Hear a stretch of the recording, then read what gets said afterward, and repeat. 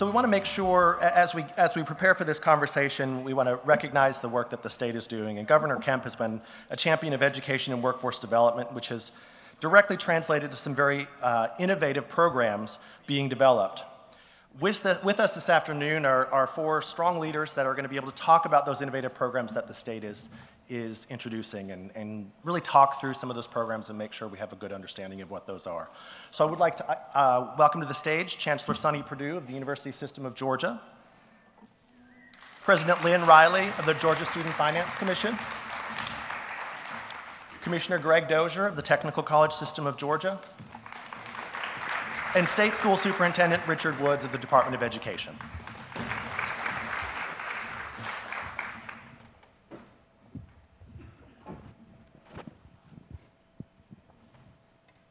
Well, welcome and thank you all for being here to discuss the great things that the state of Georgia is doing to support workforce and education across the state. So I'll start with kind of an opening question for everyone.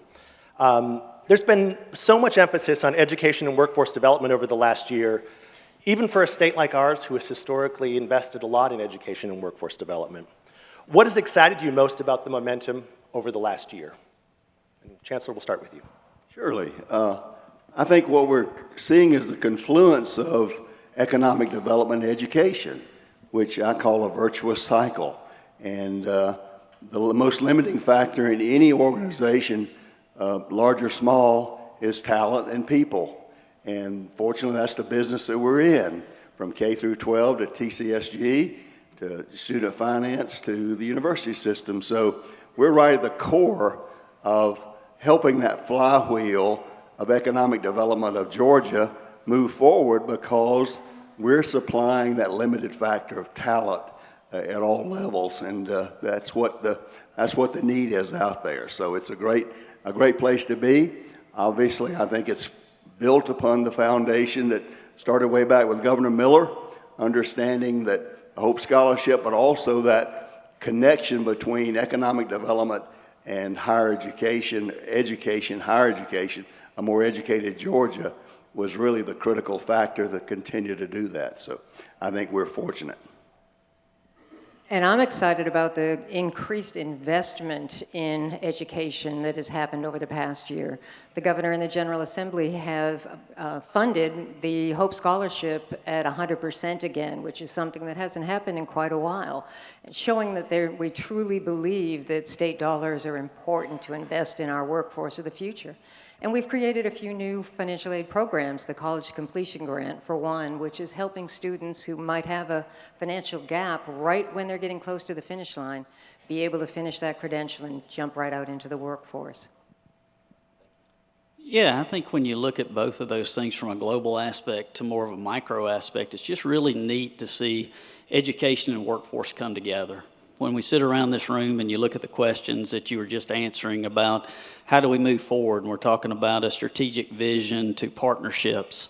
And I think when we come to a crossroads of the great jobs that have come to this state, beginning when the Chancellor was governor to the governor today, and you combine that with the opportunity of education, it really matches probably what President Riley's going to talk about is really that ticket to economic prosperity that we talked about when we talked about Georgia Match. And so when you combine all that, it's just exciting to see how you connect the dots, those crossroads of whether it's a micro-credential, a longer degree program, a innovative idea as far as skills training. And it's also exciting when you see a time in our life where we're in low unemployment, but we still have a state that appreciates job skills training. And you're seeing that in our enrollment numbers, and you're seeing that in the commitment by our industries across this state. So it's really just a great time to talk about how do we prepare the young folks in this state for the future, and the opportunities they have are just endless. Well, I think for K-5, I mean, I'm excited about the opportunities for our kids. That I don't care where they want to go, what their future is. They have a career that's waiting on them. For us in education, especially K-12 education, for years it was like everyone's going to a four-year university. Not sure who came up with that mindset, but one of the worst things we did. And as we transition to that, our kids can now, earn industry credentials. So if they want to go straight into the workforce, they have a pathway there. If they want to go into the military, which again, I'm wearing my military tie today. So again, my dad was 30 years military, so I appreciate that way of life. If you want to go to the technical college, super great opportunities there. And again, of course, even to, the university system. And so that means whether you're a liberal arts major or math, science, engineer, medical, you have the world at your fingertips. And I think that, having that divergence, having that intentionality to offer our kids, an opportunity to fulfill their dreams is really something great. But like I said, it just reflects what Georgia should be. Excellent. Thanks for your insights. And we're going to go ahead and jump into some specifics for each of your organizations that you represent and things that we can talk about and highlight for the state. So I'll start with you, Chancellor Perdue. The University System of Georgia has enacted a number of innovative approaches under your tenure. Program like Georgia Degrees Pay. What has been the impact on workforce preparedness of students and your institution's role in the state's workforce development strategy? Well, obviously, those of us who had a pathway that was predetermined, sort of, it was not where I was going to go to college, it was not if but where, but many students today don't have that. That's why some of the programs that are as the superintendent said, the opportunities are major out there, but it's confusing. And how do we help that? Georgia Degrees Pay is a website that helps young people understand what are those degrees, what are the jobs, what do they pay, what's the compensation, and helps them and their parents make decisions. I mean, the fact is, education, whether it's K through 12, technical, university, or whatever, is really about social mobility. I don't care where you start, education is the ticket for social mobility to move to the next level. And that's why it's so important in helping to develop people, which develops a state. The better workforce you have, the better opportunities our state's going to have, and the better economic development we're going to have as we go forward. So it's really a great synchronization of efforts here, and the good news is Georgia has it all in that way. President Riley, I'll turn to you. And Governor Kemp announced the Georgia Match Program, the nation's largest direct admission program back in October of 2023. This impacts both admissions to the University System of Georgia and the Technical College System of Georgia. Can you provide a quick overview for the program, and for those who might be as familiar, kind of what can students in the state of Georgia, what are they feeling, what are they receiving? Kind of give us the nuts and bolts of that. Well, thank you. My great pleasure to talk about Georgia Match. Let me just quickly ask, how many of you know about Georgia Match? Really glad to see that. We've been working since October to communicate to everyone across the state, their families, their support staff. We're just trying to help a student understand that there's a roadmap for them to success here in the state of Georgia. And the gentleman up here on the stage with me, we got together under Governor Kemp's direction to come up with a way to help inspire our students and let them know that there's opportunities to learn here in the state of Georgia and then go out into the workforce, essentially building that workforce pipeline. So we created the Georgia Match system, which delivers right to each high school senior's hands a letter that tells them all of the colleges at the technical college system and all but a couple of the institutions at the university system that they are academically eligible to attend. And we sent over 132,000 letters out to Georgia high school seniors at public and private institutions in October and let them know all of the technical colleges are waiting for them. They've got a welcome mat out. And depending on their grade point average that we calculate for Hope Scholarship Awards, how many of the university system institutions they're able to attend. And we've seen incredible response to this. We put a QR code on those letters, and we've seen close to 50,000 QR code clicks from those letters.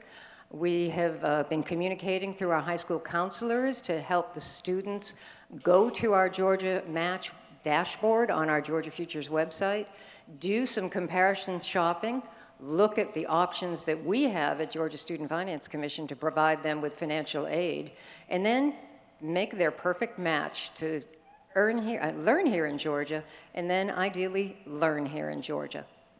You know, the target market with the 40% of these high school graduates that weren't going anywhere. They weren't going to the military. They weren't going to technical college. They weren't going to the university system. Maybe these were kids that somebody in middle school say, you're not college material. And this is a way to say you are, and there's a place for you. And the institutions were willing to waive application fees to make it even easier for these students to find where they could enroll in school. And Commissioner Dozier, I think you're aware that we've already had some students that graduated from high school in December and already have used the match portal to enroll in college this spring semester. And we're not done yet. Last week, we sent out over 90,000 postcards to those that had not actually taken action at one of the eligible institutions. And over the weekend, we already had 7,300 students engage with us. So we're trying to remind everybody that starting March 1st is another application fee waiver month.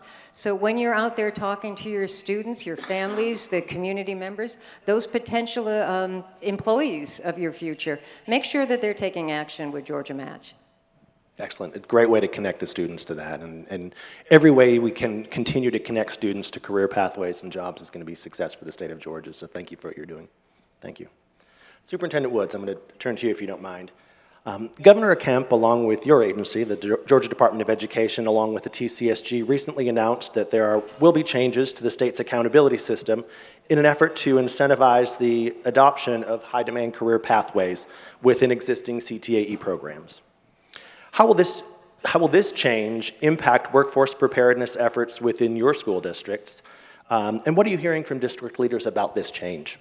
I think, what it does, it adds intentionality and purpose, to what we're doing in education. Obviously, we want to make sure our kids, once they graduate, that they actually have a destination. And I think that is just trying to look at our local schools to make sure that they reevaluate from time to time, what is the job market out there? I mean, when we're talking about training now and even courses, we're having to look 5-10 years down the road. Just casually driving through Georgia, there's a lot of dirt being moved.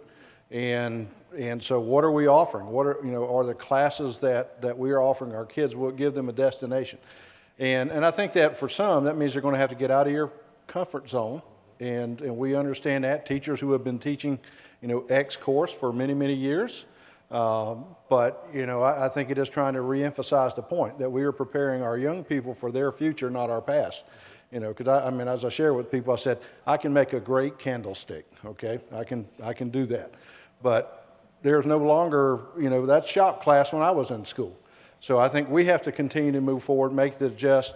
And I think that with it being in our CCRP, our college and career readiness, it shows, our intent as a state, and we have to help lead that way. And again, as we lead that way, that means we're going to support our districts to make sure that we're fully aligned. Excellent. So Commissioner Dozier, since the TCSG is also part of this initiative, we'd love to hear more perspectives on how your students will benefit from this shift and how you think this will impact partnerships among our K-12 institutions as well as TCSG institutions. Yeah, I think this is a great example of what we're trying to do across all of our systems, which is really have that opportunity of connectivity for the student to actually have a continuous process of learning. And it really goes back to, I think Stuart and I were talking after a roundtable meeting he had with the governor a while back, and it really goes back to making sure that the programs from K-12 all the way through match what the industry needs are. One thing we're extremely proud of is that when someone leaves TCSG, they're job ready. If they're not job ready, they can come back and be retrained in that area. And so the goal is that when someone's in the CTAE program, K-12, that there's a fluid connection really preparing them for the job that's waiting for them. When you look beyond that, it's even bigger. We partnered, the superintendent and I did, probably 2 years ago to talk about how do we do a better job of connecting CTAE to TCSG, and we looked at how could we articulate and actually accept some of those credit hours that they're learning in their CTAE program for higher education. And very, very proud that, you never know when you start something, is it a blip or is it something that continues? And for a while there, we touted we had 16 of those, and then we touted we had 18 of those. And just yesterday, I was coming over to the superintendent, but I signed the 20th of those around web development and networking. And so as we continue to look how we make sure our industry partners have the skill, and that skill is seamless from what they're learning from K-12 to TCSG on into that 4-year pathway, it just makes the difference for our employers and also the employability of our students. So it continues on the theme of alignment and collaboration and making sure we're supporting the students. Excellent. So I'm going to stick with you, if you don't mind, for one more question. While we're talking about exciting new projects, the TCSG had another exciting announcement earlier this fall about a new online labor exchange platform. We'd love to hear more about the tool and how job seekers and employers can leverage and utilize this tool. Yeah, thank you. And many of you in here may not know that we launched a new employment site. I don't know. I'll ask raise a hand. How many of y'all knew that we launched a new portal for jobs? A few hands go up. I didn't expect everybody's to go up, but take some time to go out and look at it. I really like to get some feedback because it is brand new. We launched it sometime around that August time frame. It is much more robust than what the past system was. The past system was an older system that had been around for quite some time and didn't have as much functionality as this one does. This system allows applicants and job posters to post at will once they set up an account and to look at will the job openings. So we have somewhere around 287,000 jobs already posted in this site. The neat thing is it really connects the employment services side in this same portal. So someone who is looking for a job, it gives them some help on resume writing, some skill sets of that. It also gives them a chance through the web to actually talk about what's their interest, what is their skill sets, how does it match up to the jobs that are being posted. We're doing some virtual job fairs through that portal, so it gives us another way to actually bring people together and educate them on the opportunities across this state. And so when you look at this new system, it's really much more than just a job posting. It's an interactive site to truly have employers and future workers engage. And so we're extremely excited about it. It's brand new, so we're still going through the ups and downs of a new system. And it really matches one of the things that we heard this summer as the Senate launched a lot of work groups on workforce. One of the ideas that came up from industry is we need a statewide system such as Indeed, something like that. I'm not going to compare this system to one of the private sector systems, but I thought we're in the process of developing this and it kind of matches what I was hearing. So I'm excited to see that those that were looking for a statewide system that has functionality beyond job placement, how far does this system take us and how much can we develop it? But it's very exciting, and I think it'll do a great job of connecting employers and workers, matching it down to skill set and interest. So I would challenge the group. We didn't see as many hands as we had hoped when you asked the question. So let's take the challenge and everyone go and take a look at that website and share the feedback. This is a great collaborative room to be able to share those insights. So go ahead and take 10, 15, 20 minutes of your day and take a look at that website. Yeah, and I'd love the feedback. So as you look at it, I'm sure there's things that we can make better. So please let us know. Thank you. So Chancellor Perdue, I'm going to go back to you. Exciting projects in the pipeline are always great to hear about, and expanding Georgia's healthcare workforce is going to be an important part of our future. It's also a top priority for Governor Kemp, and we know that budget writers are feverishly working at the state capitol right now. The university system is in line for money to build new medical schools at the University of Georgia, as well as the new dental school in Savannah affiliated with Augusta University. Why is this so important? Well, let's think about that. Let's just think about us individually in our quality of life measurements. If we're coming to a new place, we want a house, we want a job, we want good education opportunities, but we also need health care. And that's one of the quality of life measurements that we do. And while we are number one in business, a place to do business, we are not that with the production of medical workers. And that's why I appreciate the governor and the General Assembly recognizing that and allowing us to build that medical workforce that would provide health care for Georgians. I don't like to admit the fact that there are counties in Georgia that don't have a single physician, and that's not a quality of life. And many of them, I could go through all the statistics of OBGYN and many other specialists, how far many people across Georgia have to drive to reach those kind of specialties. So the fact is, while the Medical College of Georgia had done a wonderful job in Athens with that partnership campus there, then it matures into a standalone medical college with the permission of the LCME, which is the Licensing and Permission Board, to do that. We're 40 out of 41 for physicians per 100,000. That's not where we want to be. And also, the new dental school is going to be located in Savannah as a accreditation from the Dental College of Georgia. That will help provide more dentists. The numbers of dentists in some of the parts of rural Georgia in particular are not very favorable either. And then we'll continue the nursing with the efforts at TCSG, and we're making with USG in nursing students as well. But that's a huge quality of life issue. And you don't want to go to a different place if you don't feel like you can get adequate medical care. And the other thing is that we have to be very careful that not only we graduate physicians, we've got to provide graduate medical education slots for them in Georgia here. And that will be another need, because as we keep those residents here, then they're more likely to set up practice here in Georgia and the network. So what happened last year with the WellStar partnership at MCG, helping to go statewide with telemedicine's finally really here and functional that way, the new standalone medical college at Georgia, the dental college, and even the partnership medical college, another birthing of a partnership medical college in Savannah. We're going to make good strides under this administration and the legislature, and I want to thank all of them for their investments. It's great investments, and I know we all need easy access to health care, not just for those of us in the room, but for every Georgian. So thank you for your work on that. So as we come to our last few questions, we're going to pose these to everyone. And I'll start with you, and we'll work our way down. But all of these initiatives we talked about are distinct, but share the same goal of increasing the information and resources to students to ensure they're prepared for the workforce. What do you see as the greatest opportunity currently for the state of Georgia in addressing this issue? Well, I think that, the greatest opportunity is that, with our kids is exposing them to what the world looks like. When you look at what we're contacting and doing business with in Georgia, we're very international. The number of international companies we have, provides great opportunity for kids.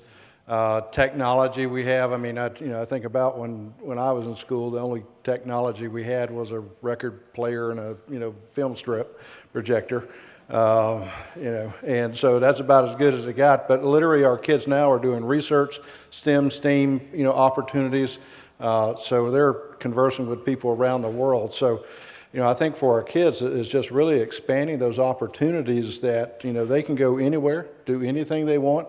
And really what you're seeing now with all of us is it is a very seamless, endeavor where they don't have to work that hard. The path is laid out for them. Yeah, I think just one of the things thinking about how we can be ahead of the curve is so important. We've talked about for a number of years the speed of change, and we talked about when the pandemic hit that sped up the speed of change by a 5-year process. And what that means is every time we see an industry pop up, we know that skill is ever evolving into something more specialized. And so the one thing we've challenged ourselves at TCSG is to make sure that we're not sitting back and waiting, but moving ahead. One of those examples is this year we asked, and in the supplemental budget, the governor and the General Assembly has supported 2 workforce accelerator programs focused on e-mobility. We speak a lot about combustible engines. We talk about electric vehicles a lot, and we sometimes talk about hydrogen. And so that's just an example of where us in the technical college system are not waiting but looking forward and trying to prepare to make sure that the skill opportunity is there before the job may even show up. And we know there are jobs there, so don't mishear me. But we want to be ahead of the curve instead of behind it. I think one of the great examples that we failed at was we didn't get ahead of the curve when FinTech came in. And so we were playing catch up on that with the state being so robust in that area that we weren't that step ahead like we should be. And we've learned from that.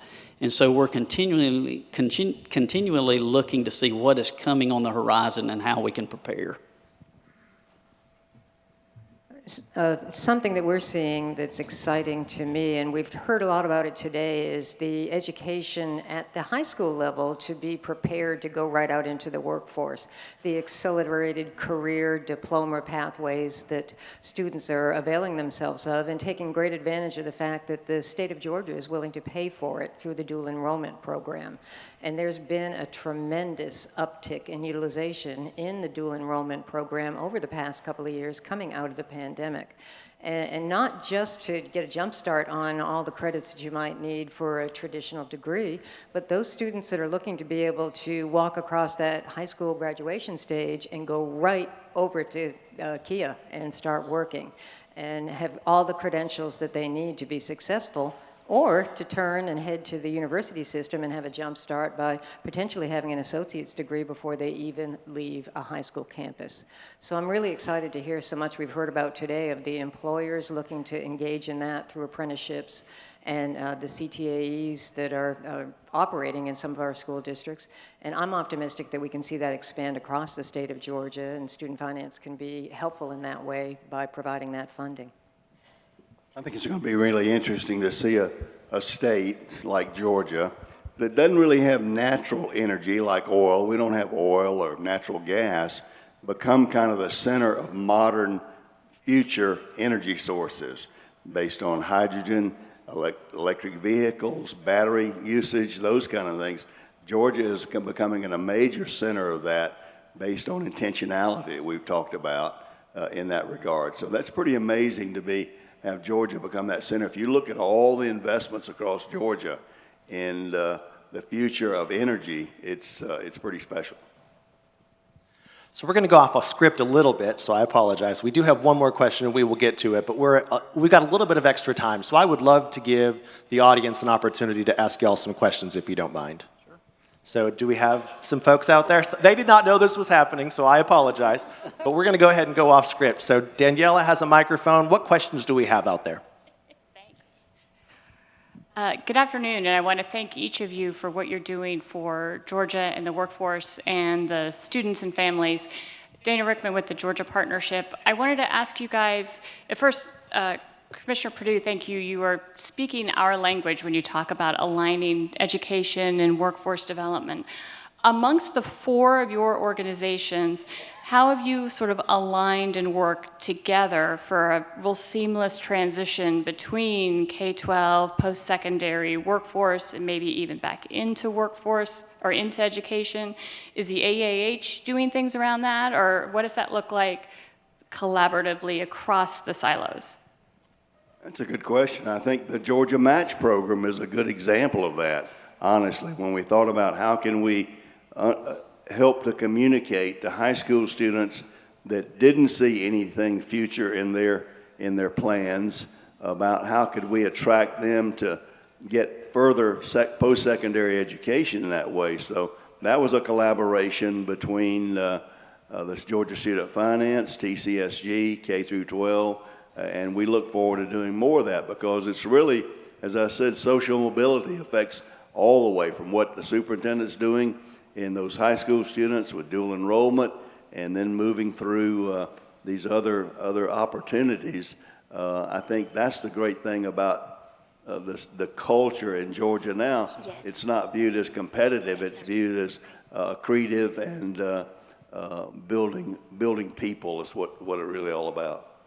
And as we move into the second year of Georgia Match, we're recognizing that we really do need to start communicating to younger students, to already have them thinking in middle school, or maybe even younger than that, and I'll defer to the superintendent, on what their aptitudes are, what their opportunities are, and then help them look at a true plan for their future success. And we from Student Finance will be looking at those financial tools that we can offer to them to keep them out of debt as they pursue that training.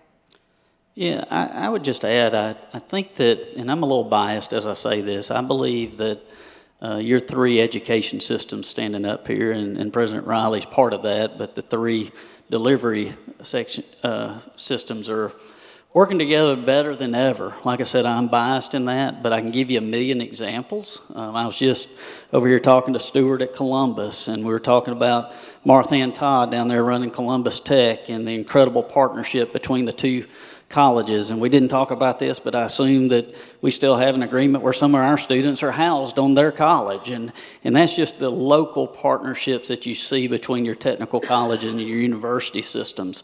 And it extends further than that. I know the Chancellor and myself have staff meeting right now talking about how do people go between systems and what does that articulation look like and how do you make it seamless. We already talked about our partnership as far as the 20-plus courses that we're looking to articulate, but when you look beyond that and talk about the college and career academies and the connectivity of CTAE and then bringing industry to the table, it really is, whether it's a word or not, I said this the other day and I started questioning myself, it's really the fluidity of the systems that's going to be the magic of the future, and I believe you're seeing that happen, and I believe you're going to see it get stronger and stronger, Dana. Well, I think for K-12, I mean, I look at it this way, that every student, to me, is a CTA student, just because of the first word that's in CTAE. Everybody's going to have a career. So I don't care where they're going somewhere. And, I'm proud to say that, it begins internally with us. I mean, I think we're the only state that actually has a K-12 CTA program. So we're exposing our kids early. I mean, they need to know what our opportunities, across the board, whether it's going to technical college or going to the university system, straight into the workforce, military. So I think expanding, those opportunities across the board is extremely important. Giving them, exposure, to what's out there. I mean, there's a lot of diversity across the state with that, listening to business and industry. As much as we're, trying to say, hey, how do we support, our colleges of education and, again, higher ed, but, talking with local business and industry. We have to make sure, and we've looked at expanding our pathways. If there's a local, job opportunity or business within a local school district, we can create a pathway. A couple of examples down in, I think, McIntosh County, they have a shrimp industry. Well, we created a shrimp pathway. Just recently, probably more of our statewide, if anybody hadn't noticed, there's a lot of chickens that are raised across the state. Well, we have a chicken, our poultry pathway. So I think it's continue to look at those dialogues to make sure that our students have a path that goes beyond K-12.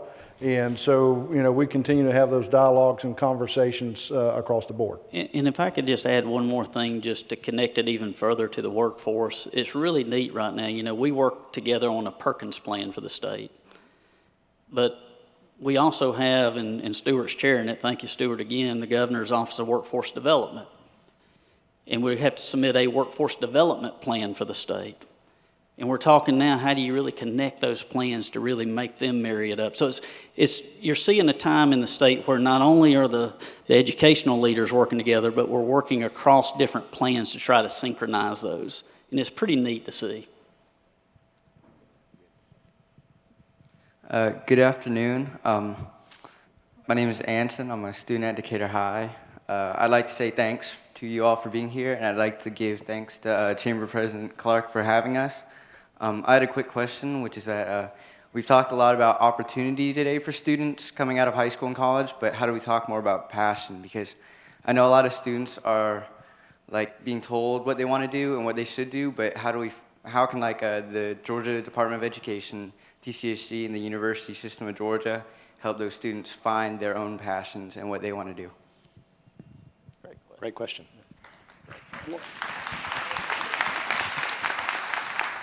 One of the programs we have available to students in the university system is called Stepping Blocks. It was designed right here in Georgia, and it's a great resource there for those students to explore different careers. And also in the university system, many of our institutions have sort of introductory courses where the students can learn more about themselves, what their aptitudes are, and what they're good at, and what they're passionate about. So the Stepping Blocks goes and talks about different career paths and gives an opportunity for even those companies and who's hiring and what the jobs look like. So there's a lot of information out there. Georgia Futures is a good website as well over some of that as well. So it can be confusing, but there are a lot of tools. You just have to utilize them. Thank you, Chancellor. I was going to mention our website, Georgia Futures, which is where the Georgia Match portal for determining your potential place to learn in Georgia is also housed, georgiafutures.org, gafutures.org. Please make sure you stop there because it gives you an opportunity to search for colleges, careers, and all that financial aid that'll help make it something that you can easily afford. You know, one of the other partnerships that we have, I keep bringing up that, but it is so important, is U-Science. Department of Education and TCSG offer that system-wide. I'm not sure if your local superintendent at your K-12 offers. I see a head shaking. So U-Science is a great tool to actually look at your aptitude and see what your likes are. The other thing I'd say that we've kind of lost, and we keep hearing it in all the talk shows and everything, and that is the best way to find your passion is to go out and try something. And so apprenticeships, internships, summer jobs, weekend, coming, a lot of folks are opening up. My daughter's going, she's considering dental hygiene. She's going to shadow someone next week in the dental hygiene area to see if that's really an interest or passion, because she's going through the same thing as a senior in high school, that she doesn't know her passion yet. She's trying to find it, and it is so hard. So I know that that's something that you have to work through, but don't forget that that is so important as you track on your future job. And, I think for K-12, one of the things is just making sure that our staff is aware of what is out there. I mean, you typically got to imagine that most of them, when you talk about teachers, their experience is just a 4-year degree in some field of education. Now, in CTA, that, probably, within some, they have more business and industry, but I think it is, trying to marriage those classes, give you the opportunity to go through a pathway, an experience. If you want to go to the university system, great. If you want to go to technical school, great. But expanding those opportunities across the state, for me as well, looking at some things, and, I'm probably dropping a few things to my staff they don't even know yet, but so nothing bad. But I think, but I would love to see, that all our mandated testing is done by the end of the sophomore year. And I think that, to Commissioner Dozier, that means we can spend things on, dual enrollment, internships, externships, apprenticeships during the summer. I know my thinking is that don't waste the summer as an academic void, but give you the opportunity to go into a job, experience things, even get paid. But also while you're doing that, you're getting high school credit. So, I think we continue to be more aggressive in opportunities, but yeah, just letting that knowledge get out there to see what the world looks like. So in our last couple of minutes, I do want to ask this last question to everyone. It's abundantly clear that there's a significant focus on within the state on education and workforce development. Some of these programs will take time to implement, and some will generate faster feedback. What efforts or projects remain on the horizon for your agencies? You don't have to go into a lot of detail, but maybe just give us the sizzle reel associated with that. And how can business and education leaders in this room be a resource for all those new projects? So, Chancellor, we'll start with you. I think, again, one of our pillars of our strategic plan is really competitiveness and community impact, and that's where the university system, frankly, had not always been that attentive to the community. TCSG probably taught us how to do that very well, but the modern university system and our 26 institutions are attuned to what their workforce needs are in their communities and developing programs and degrees to meet those in that regard. So that's what we're doing. We're working to communicate more broadly with our students and at a younger age to be thinking early about the opportunities that they have before them, and then do the research. I'll put another plug in for Georgia Futures. It's not limited to just students, parents, family members. Employers can use our website tools to determine different opportunities that you can steer your loved ones or your students toward to ensure that they take the greatest advantage of the opportunities we have available right here in the state of Georgia. We saw those numbers. We know that we've got to fill all those jobs. So if we work together, we can succeed. I think the neat thing is we have so many new projects going right now. It's a time for perfection to make sure it matches the skills. And I use one, we get real excited, and so does the industry, over the term micro-credentials. But we got to perfect that. We got to make sure that those micro-credentials actually match up to the job and the skill that's needed.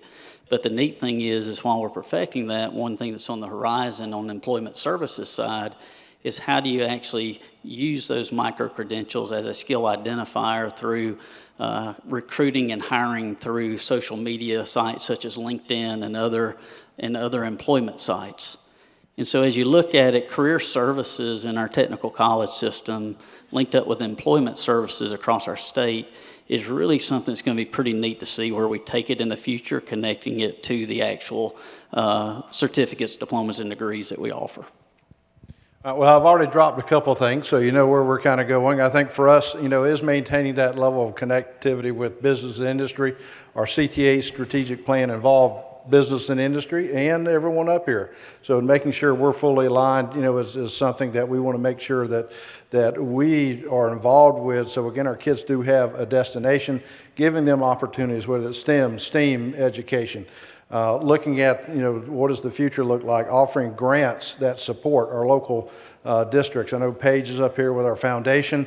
We're working to try to expand those opportunities that people can invest at the local level with, what's important to them. I think we cannot understate that as well. But a lot of good things, that we could go into, but I know our time is short. So come visit us at Georgia Department of Education. Stay tuned. A lot of great things about to roll out. Excellent. Thank you all for your conversation today. It was insightful and great information for the rest of us. We apologize. We went a few minutes over schedule, but I think we're okay. So on behalf of myself, thank you so much. On behalf of the Georgia Chamber, they're very grateful to each of you and your agencies, along with the leadership of Governor Kemp and the support of the General Assembly for the work that you do to develop the next generation of talent here in Georgia.